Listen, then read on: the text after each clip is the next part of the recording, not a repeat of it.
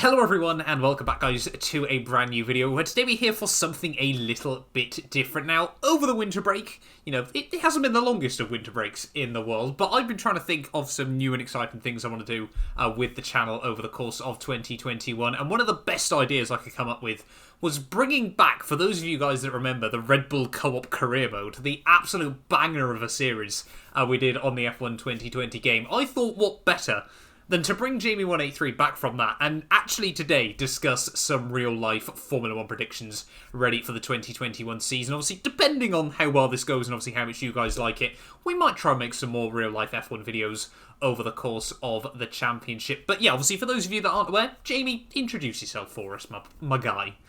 Yeah, hello everyone. I'm sure everyone knows me from Red Bull Co-op because it was such a, as Matt said, a banger of a series. My F1 opinions, they're sometimes called facts or spoilers because they're so good.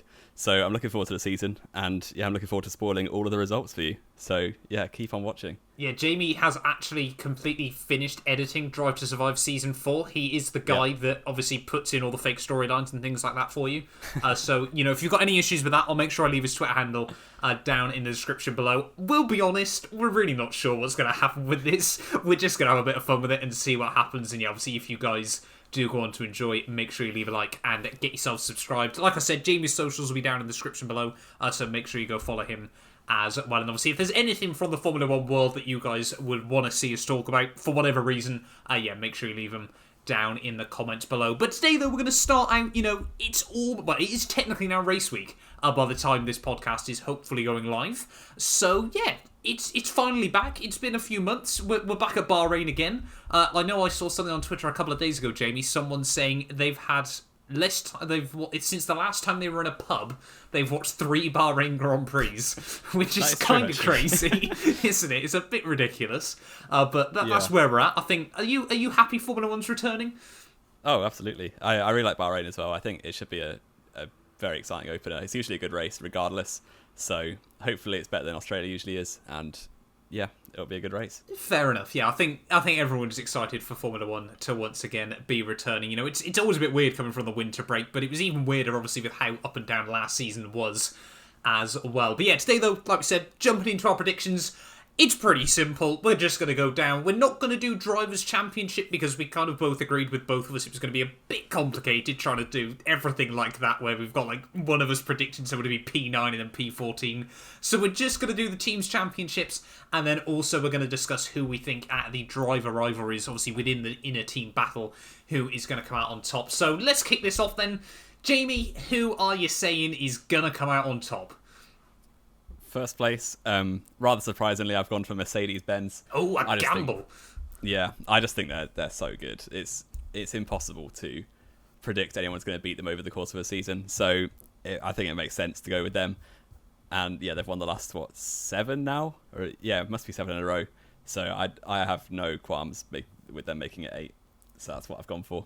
Yeah, and I've obviously gone exactly the same. I think anyone that doesn't put Mercedes at the top of theirs is probably just trying to clickbait and try and get some angry comments from people in their videos. But I think what else can you say? 7 world titles on the bounce. There's no major rule changes as we head into the new championship as well. Now, obviously, we look at testing, you look at how strong Red Bull were and everything like that. Do you buy into the Red Bull hype train, or do we just think it's a bit of Mercedes sandbagging? They'll get to Bahrain and be half a second I actually later? buy it. I buy it a little bit, slightly more than previous seasons, because we see that every team is basically saying it's evolution of last year, which I think it is quite clearly. So Red Bull in the last race of last year had their strongest race in terms of pace probably since the hybrid era started in Abu Dhabi, with Verstappen winning really easily and Albon even managed to keep up with Hamilton somehow. So if they can carry on that sort of form, I don't see any reason why it couldn't be like a 4-way fight or a 2-way fight once they start picking number 1 drivers. I think Mercedes are a lot better than they're saying, but I do think that Red Bull genuinely have a lot of confidence going into the season. Now, this is what I've always sort of wondered when we talk about this. Obviously, Red Bull, you look at the end of last season, I think I'm going to have to sort of squash your hopes a little bit here. I know you're a big Verstappen fan and you want to see him do well, but I think everyone seems to have forgot Hamilton was really ill, obviously, from having COVID. He got back in the car with no practice after being out for a few weeks. I mean, what was he about? It was less than a tenth off pole still, wasn't he? In the end, he qualified P3. Yeah, I think it was a tenth and a half between the top three or something. Yeah, had he been up to normal spec, do we reckon he would have got pole and walked away with it? Because it's Abu Dhabi, you just can't overtake. Yeah, but then all season Red Bull had been at least 3/10 off, and it wasn't like Hamilton was still like on his deathbed. He was pretty healthy, otherwise we would have let him in. So I don't know. I feel like it was still a very good performance from Red Bull. Obviously, that contributed to it, and hopefully, for my sake, they can be good this season. Yeah, I think, as much as obviously I sort of squashed that Red Bull hope to a certain degree, please don't get me wrong, I want to see someone finally be able to go the distance against Mercedes, and I think there was always that doubt that Ferrari were ever going to be that team, but hopefully, obviously this season round, Red Bull can actually keep up with them. You sort of hope with, I just hope Perez as well does well, but obviously we'll get onto that in just a minute. But yeah, hopefully Red Bull can go the distance this year. Obviously, Mercedes, then you're predicting they're going to come out on top.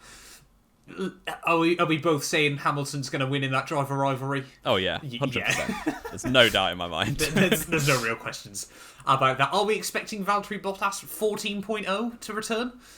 No. No, frankly. Fair enough. Yeah. Well, he'll call himself 14.0, but he's just grown a beard again, so I don't really care at this point. And now we've seen his rear on Netflix. I'm sure that's going to give him the confidence boost he needs, because that's just going to be the meme all year. So very much looking forward to that. So I think, moving on though to Team 2, we've kind of answered our own question there as well, haven't we, really, about who's going to finish a runner-up. Just for clarity, Jamie. For clarity, Red Bull Racing, Red Bull obviously. Oh, that's quite a surprise. I wasn't expecting you to say that. Yeah, we're saying Red Bull. Who are we saying for driver then? Oh, Max. We're both going Max. Now, I think, again, that was fairly easy as a decision. I think it'll be less of a landslide than it has been the last 2 years. I think Perez is a much more experienced driver. He's got a lot more to bring to the table than either Gasly or Albon did. So I think it'll be less one-sided, but I still think Verstappen will be getting the race wins and most of the podiums. Yes, and I think, again, I'm a Perez fan. I will admit that openly. I've always liked Perez in Formula 1. It does raise some questions, though, doesn't it, with Red Bull? Because everyone knows just how good a driver Perez is. He's been always able to extract the most out of these midfield cars as well in the past. If in some hypothetical universe he gets absolutely destroyed by Verstappen as well, for you, would that raise more questions about what on earth Red Bull are doing to their second driver, or would it just prove Verstappen is the real deal? Because I think no one's under any doubt that he's not the real deal already, but it's so difficult, isn't it?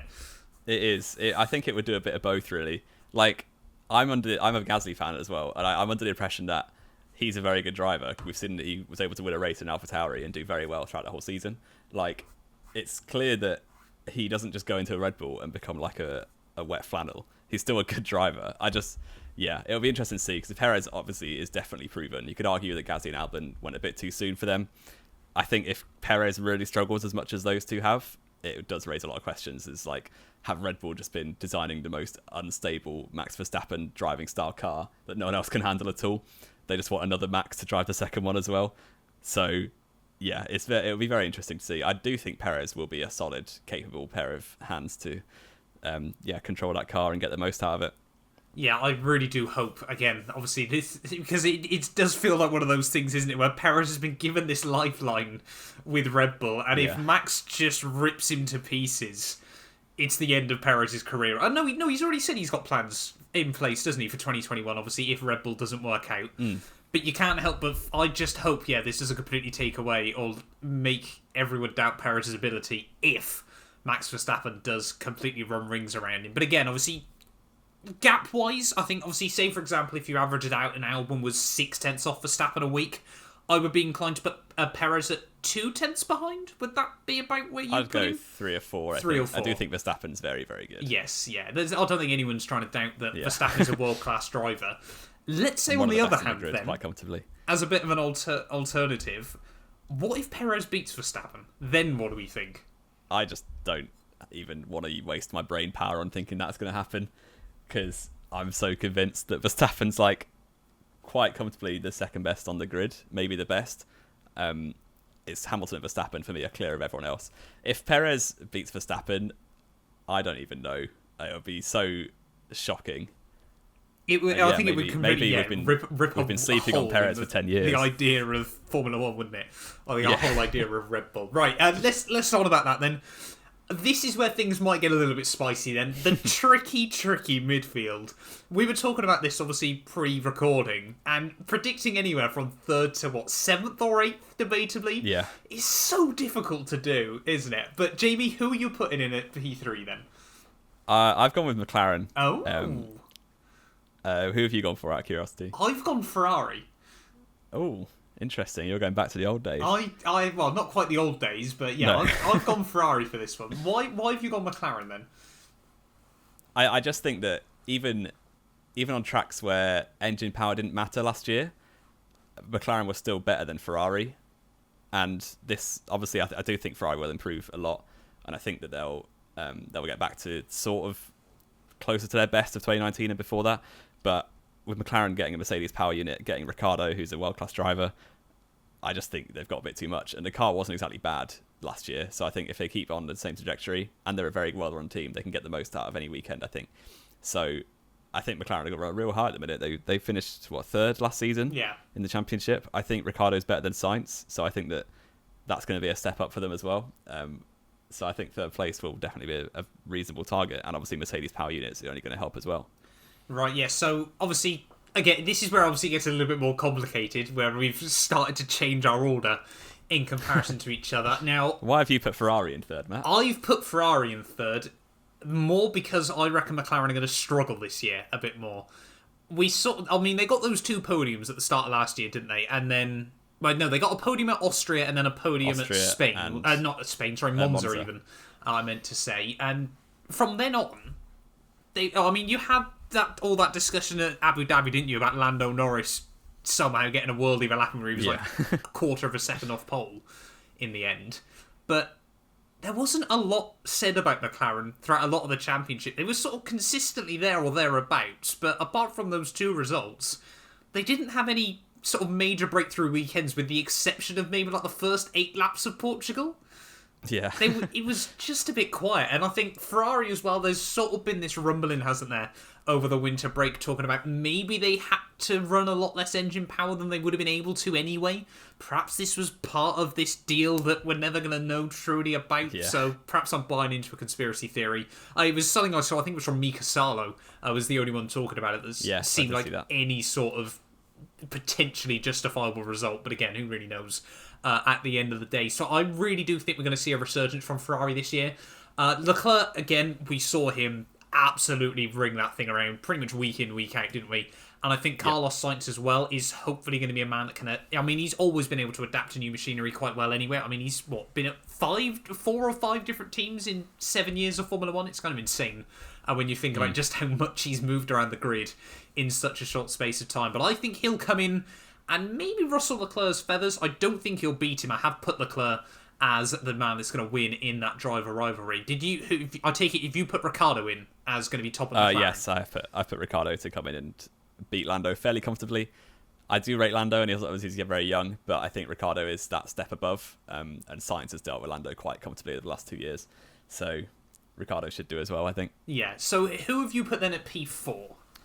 4th, I did go for Ferrari, actually. Right, yeah. So I went McLaren. So we've just swapped them around in comparison to each other there. And again, I think for you, is it pretty just... much what you were saying. Yeah, they're just going to make a bit of progress, but not so much. I reckon McLaren, I've put them in 4th. It was really, really sort of humming and ahhing, as I think they will both be sort of best of the midfield and maybe be able to challenge towards the front if there's a track that really does suit their car. The main reason I put McLaren down in 4th for me was just the fact, obviously, they haven't really been able to do much else with the car because they've taken on these Mercedes engines. And nowadays, that gap that I think Mercedes used to have, especially in sort of like the other teams' cars, obviously the Mercedes is in the back of, haven't generally been that clear of any other team over the last couple of years. You really do feel it's sort of leveled out, hasn't it? Yeah, you sort of feel... Yeah, very... Sorry, carry on. At the start of 2014 and stuff, the Mercedes power unit was basically like 3/4 of a second if you had that in the back of your car. Whereas now we see pretty much, apart from Ferrari last year, they're all fairly similar. Yeah. Honda or Renault or whatever. So I don't think it's as much of an advantage, but I do think over the course of a season, the reliability aspect as well will be a big step up. And obviously, Constructors' Championship depends a lot on that sort of thing as well. Yeah, so have you put Ferrari, have you put Leclerc as your driver? Yeah, I did put Leclerc. I've got Norris for McLaren. Oh, interesting. Yes, I know. He's going to be interesting, isn't it? I just think Lando Norris has made so much progress over the last couple of years, and you sort of look back at Ricciardo with his jump to Red Bull, and obviously how he was able to pocket away Seb very easily. I think it'll be incredibly close, but I just have a feeling McLaren are going to struggle this year, and Ricciardo's really going to bear the brunt of it. I don't know why. I don't want to see it happen, I'll be honest, because again, I think it's a bit difficult not to like Ricciardo, isn't it? For the most part. But I've put Lando Norris as going to win that driver rivalry, but I do think it's going to be very, very close. P5 then, Jamie. Yeah, it is quite an interesting one. P5, I've gone for the newly painted Aston Martin. Good. Well, I say good. It's another one we've agreed on then. That's all right. Oh, that's helpful. Yeah, we can go back to some normality then when we can talk about the same team. Yeah. So, yeah, Aston Martin. I just think... Go on. We've seen over so many years, like even before the hybrid era, Force India or whatever they were called, they were always the team that like the rest of the midfield was scared of because they were getting so much out of the car, so many good results with no budget at all. Even if you go back to Jordan days, they were doing that. So now they've got a massive budget, whether we like it or not. They have got a billionaire owner. I think they're going to be a real force. I do think those top three of McLaren, Ferrari, and Aston are all going to be like so close over the season. There'll be races when one of them is like comfortably quickest, one of them's like sixth and stuff. So yeah, like we saw last season, really, they feel it's going to be so tight. But I've gone with Aston Martin to be fifth place. I think that they'll be quite disappointed with that. I think last year they were fourth, yes, but obviously would have been third without the 15-point deduction. So if they do no cheating this year, they might be okay. But I've gone fifth place. You've gone fifth place. So yeah, for me as well, I've obviously again I put them in fifth place. I personally do believe that maybe on paper they will still have the third fastest car.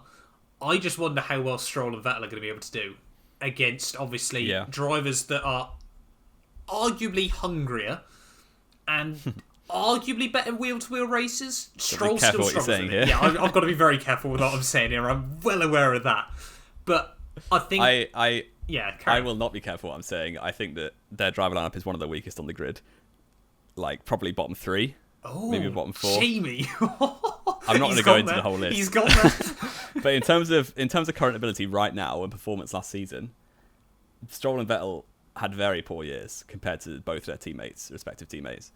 So if they carry that on, I do think Seb's a good driver. I think he's got it in him to do well. And obviously the Ferrari atmosphere is absolutely horrific.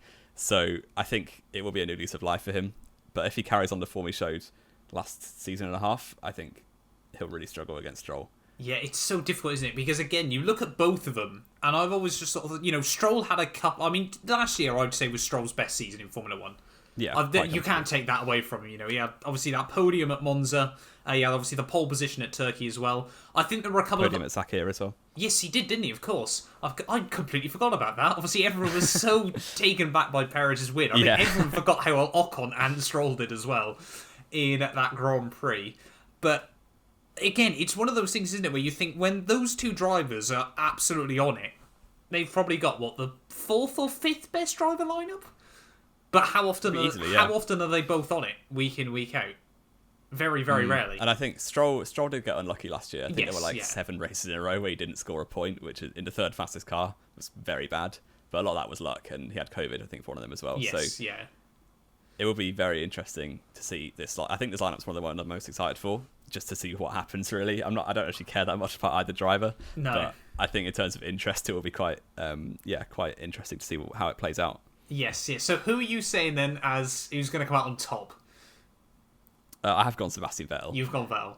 I've backed the 4-time champion against the guy with about 20 points finishes in his whole career.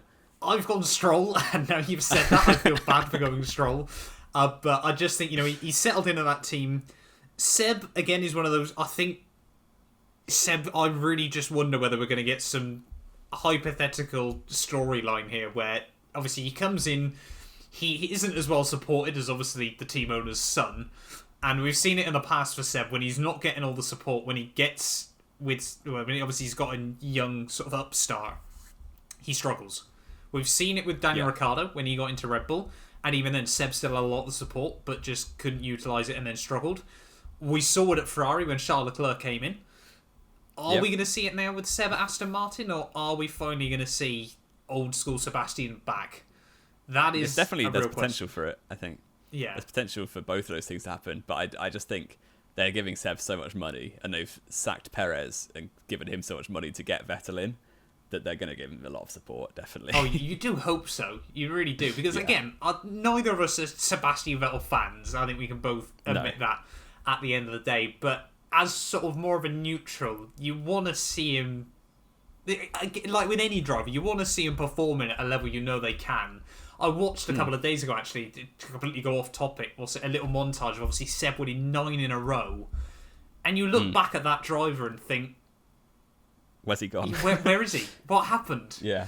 Like, I don't want to see him win 9 races in a row. I don't want to see any driver particularly win 9 races in a row. It gets a bit boring. But you sort of just think, wouldn't it be great to see that driver back for a couple of weekends a year? Just like drags that Aston Martin and battles with Verstappen and Hamilton out of nowhere one weekend. But you just can't see it happening. Or I can't, anyway.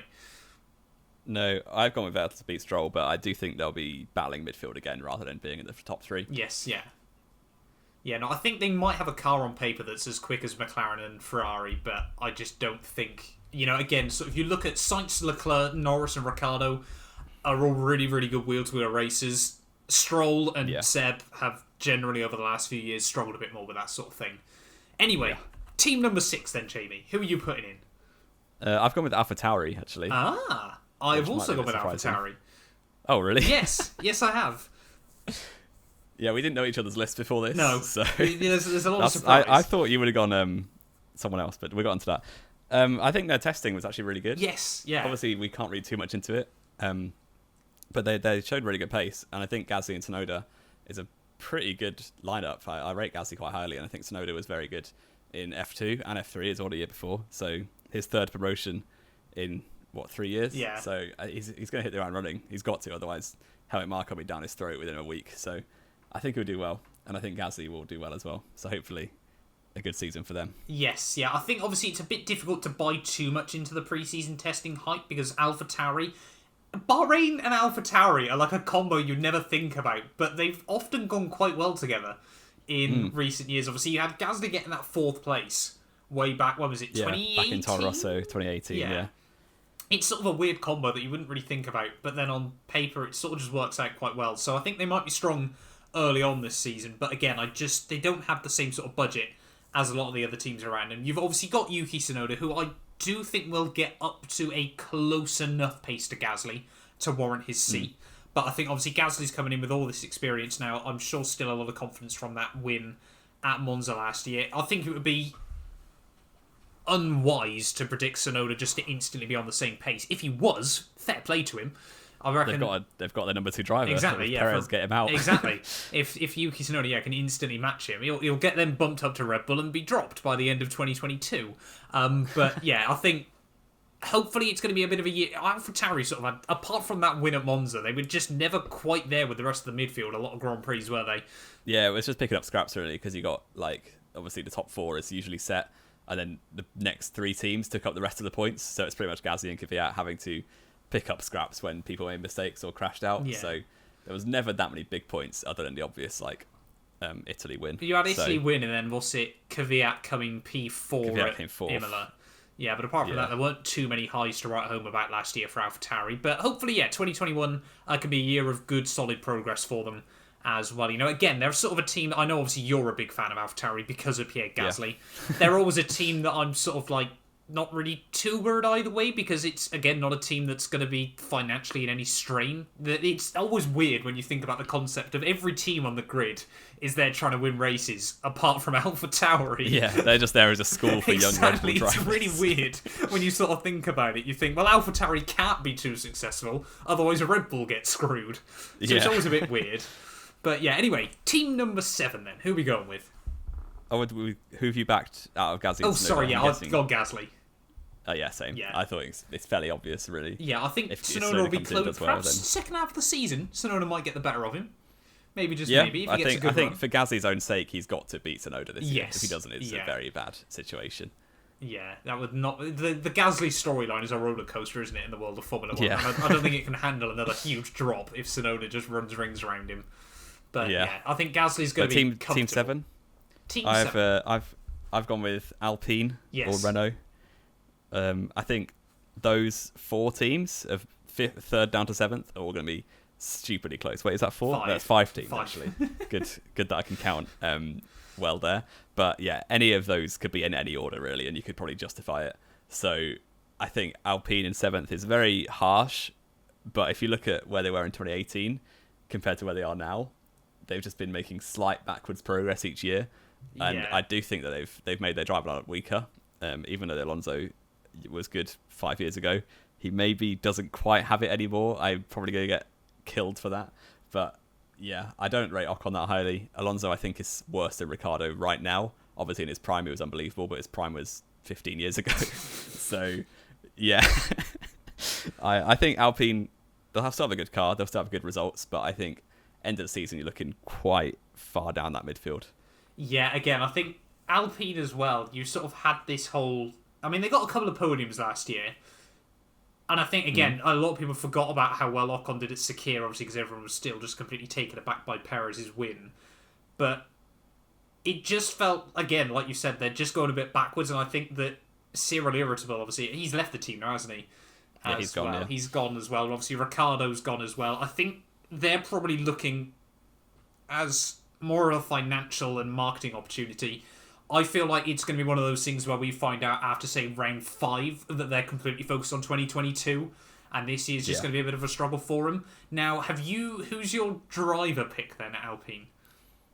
I have still gone with Alonso. You've gone Alonso, so we vary there then. I've gone Ocon. I just don't rate Ocon highly at all. Like, he got absolutely done in by Ricciardo last year. But Even Ricciardo's that podium in class Sakir. act.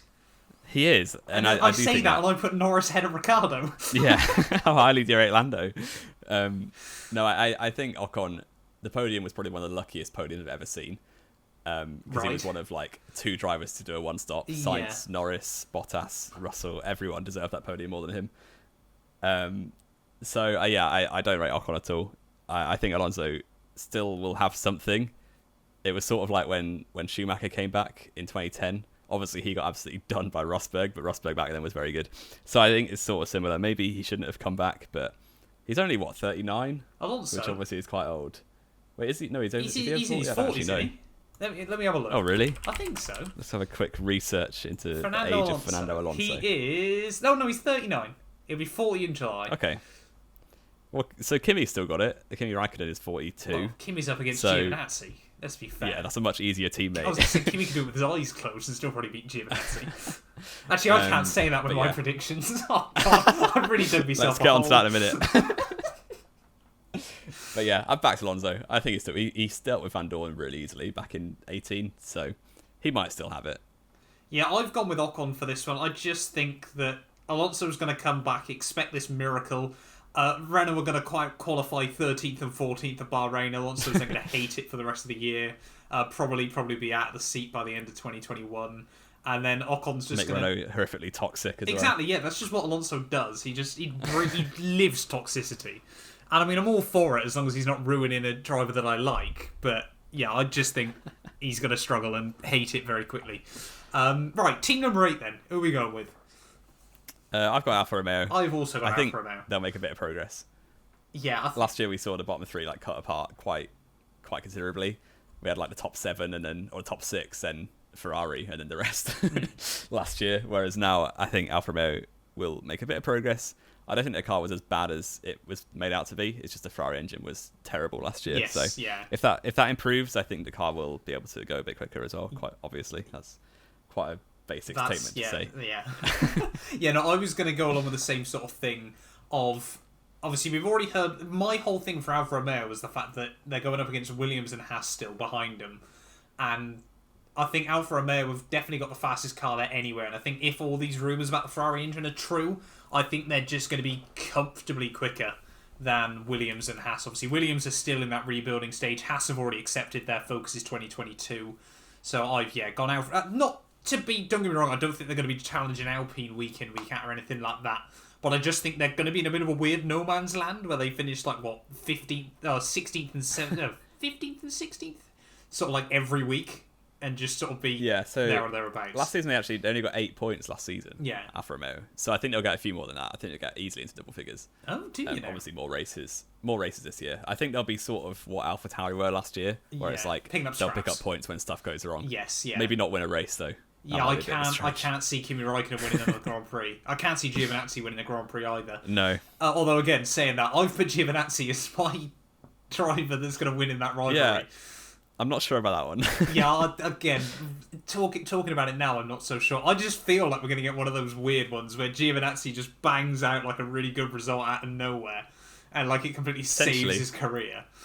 Something like a 4th place would just guarantee you're going to beat a teammate really in an Alfa Romeo. Yes, exactly. So if he just bangs one of them out somewhere, maybe. But I have gone Kimi Räikkönen. I think he's still got it. He doesn't really get any worse season on season. Well, it's hard to tell because he's up against Giovinazzi rather than Vettel. Yeah. But I've still backed him. What is he, 41 now? He'll be 42 by the end of the season.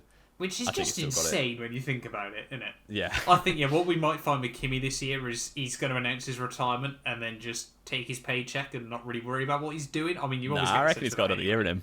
You reckon he's got another year? Yeah. Fair play. He doesn't get any worse. He's still going for it, isn't he? I guess. Yeah, I don't know. Yeah. Anyway, team number 9 then. I've gone optimistically for Williams. My guy.